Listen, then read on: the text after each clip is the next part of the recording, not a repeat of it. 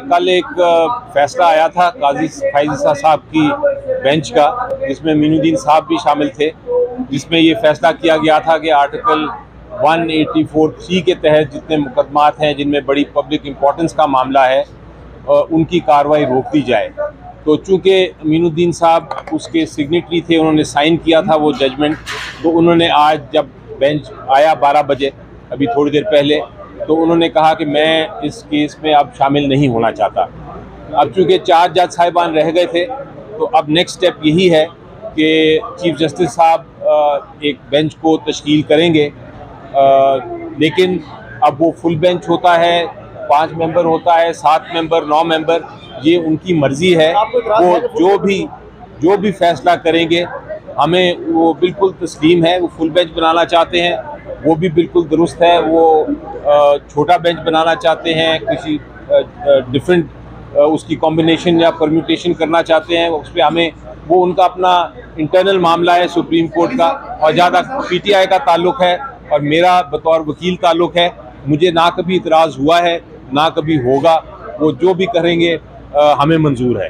अली जफर साहब, अब जो सूरत-ए-हाल नजर आ रही है बेंच की कंपोजिशन की और बेंच जजेस के अंदर जो इख्तिलाफात की वो सामने आ गई है, अब क्या समझते हैं कि अब ये बेंच जाके ना 7 रुपये नहीं होगा ना 9 रुपये, ये 3 रुपये बेंच में जाकर के मामला? जी देखें, ये जैसा मैंने कहा कि मैं इस पर ना गैस वर्क करना चाहता हूँ, ना मुझे कोई इख्तियार है, ना मुझे कोई इल्म है गैब का।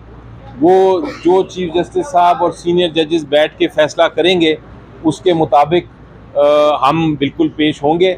उम्मीद ये है कि चूँकि एक जजमेंट आ गई है, एक बेंच ने एक अपना व्यू पॉइंट दिया है कि क्या रूल्स होने चाहिए, और नज़र आ रहा है कि मुख्तलिफ जज साहिबान के मुख्तलिफ व्यूज़ हैं इसके ऊपर, तो बेहतर यह है कि इंटरनली बैठ के वो ये मामला खुद ही हल कर लें, और हल करने के बाद एक फुल बेंच बना लें।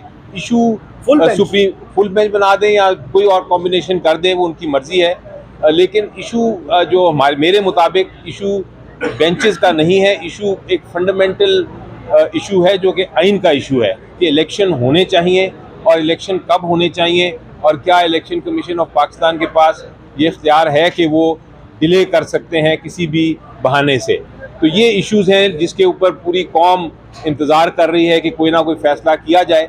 थोड़ी सी उसमें एक गैप आ गया है, थोड़ा सा डिले फैक्टर आ गया है, लेकिन कोई परेशानी की बात नहीं है। मुझे यकीन है कि बहुत जल्द नया बेंच बन जाएगा और वो समाअत करेगा।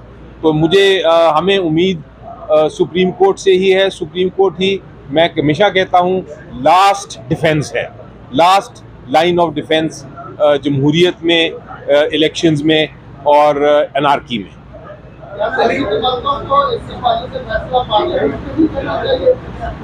वो भी अभी मैं सेनेट जा रहा हूँ। मैं सेनेट के चेयरमैन साहब से रिक्वेस्ट करके आया था कि वो जो बिल पेश हो रहा है उसमें थोड़ी सी ताख़ीर कर दे ताकि मैं उस पर जाके बहस कर सकूं।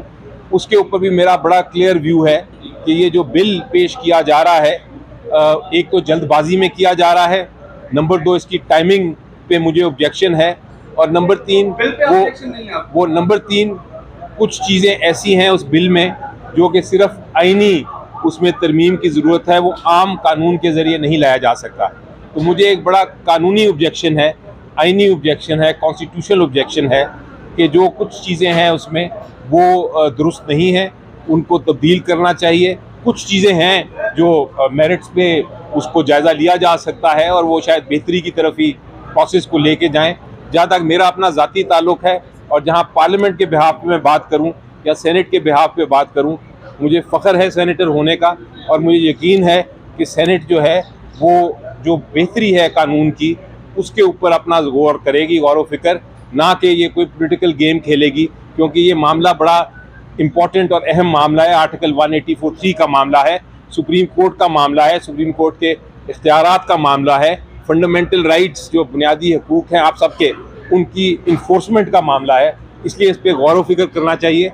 ये एक दिन का फैसला नहीं होना चाहिए। जफर साहब, हुकूमत कहती है जो कानून साजी कर रही है कि हमने स्ट्रेंथन किया है चीफ जस्टिस को कि वो एक की बजाय 3 लोग बैठ के फैसला करें, तो क्या ये इख्तियारात छीने गए हैं या ज़्यादा दिए गए? जी देखिए, जहाँ तक ये ताल्लुक़ है इसकी मेरिट्स का, मैंने कहा कुछ अच्छी चीज़ें हैं। मजबूत करना एक अदारे को, ये बड़ी अच्छी बात है। ये कानून साजी इस पर होनी चाहिए ताकि बेहतरी हो, लेकिन कई चीज़ें हैं जो कि गलत भी हैं। आप ये भी नहीं कर सकते कि आप पुरानी अपीलें खोल दें, आप ये भी नहीं कर सकते कि आप जुरिस्डिक्शन चेंज कर दें, जो आइनी तरमीम जिसमें ज़रूरत है वो आप कानून के ज़रिए कर दें। तो दोनों चीज़ें देखनी हैं, प्रोसेस को भी देखना है, प्रोसीजर को भी देखना है, और उसके साथ साथ मेरिट्स पे कानून क्या कह रहा है वो भी देखना है। सर, काजी फायज ईसा साहब के गुज़श्ता रोज़ के डिसीजन के बाद आज बेंच भी टूट गया। इस दौरान भी PTI के रहनुमा फवाद चौधरी कह रहे थे कि एक शरारत है। क्या एक सीनियर मुअज़्ज़ज़ जज के हवाले से ऐसी गुफ्तगू इतनी बड़ी पार्टी के लीडर को सेफ देती है कि देखिए जी, मैं एक शरारत है? देखें, कोई शरारत की बात नहीं है, ये एक फैसला है, अदालत का फैसला है, कोर्ट का फैसला है।